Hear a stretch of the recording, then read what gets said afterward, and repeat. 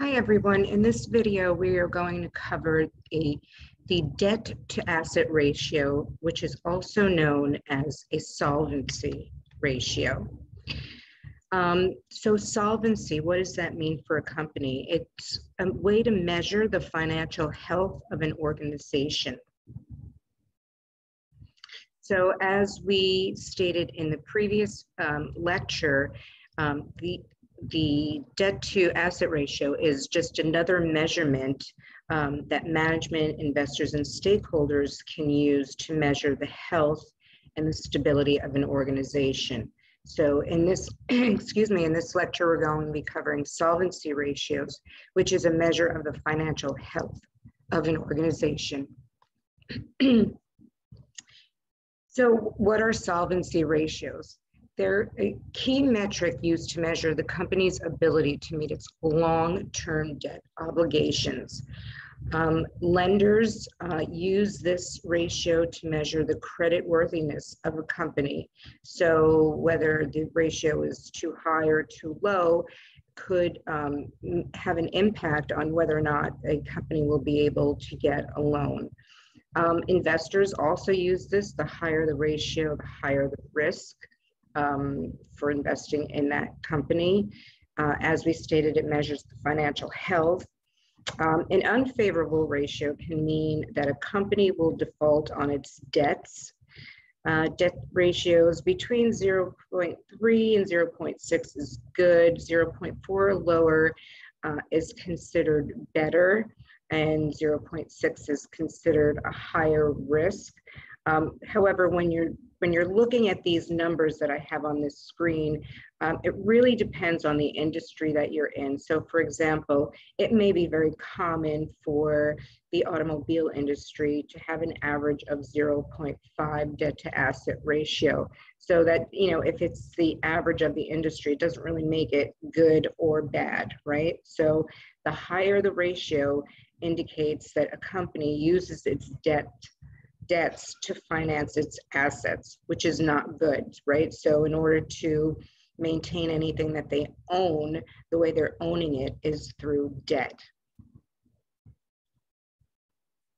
So the calculation for the debt to asset ratio, everything comes from the balance sheet. So any of the figures to calculate debt to asset ratio, you're only looking at the balance sheet, and it's total debt divided by total assets. And that's the debt to asset ratio. So here's the balance sheet for Netflix. And on their balance sheet, they have a line item called total assets and total liabilities. And keep in mind, for the debt to asset ratio, you do not want total current assets or total current liabilities. We're talking about long-term assets and liabilities. And when you say long-term, it's anything that's due within a year or more. So on this screen, we're going to look at those figures from the balance sheet and lay it out here. And in 2020, the total debt for Netflix was 28 versus 26. So that tells me that their debt increased, right, from 2019 to 2020, but so did their assets, and their assets increased by a much larger amount. So now we're going to perform the calculation, and when we do this, we see that there's a debt to asset ratio of 0.72 versus 0.78. So they're headed in the right direction, right, because that number is getting lower.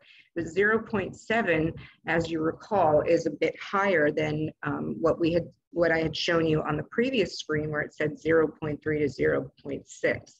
So here's one thing that I want to show you. As I said, these figures, 0.6 is considered a higher risk, and at 0.7, what does that say about Netflix?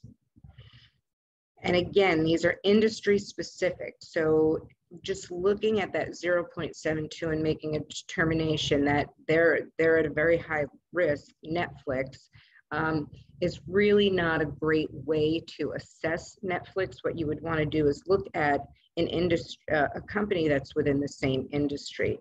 So on this screen, what I've done is I've taken the information from Netflix, their total debt and total assets, and I compared it to FUBO TV, right? Streaming business, same industry. Now, FUBO has, much less revenue, and they're much, much smaller than Netflix. But quite interestingly, if you look at this, look at their debt to asset ratio. They're exactly the same. So one could indicate, this could indicate that this is about the average debt to asset ratio within the streaming industry. You can look at a few more companies, Disney, and any other streaming companies to see where it comes out to.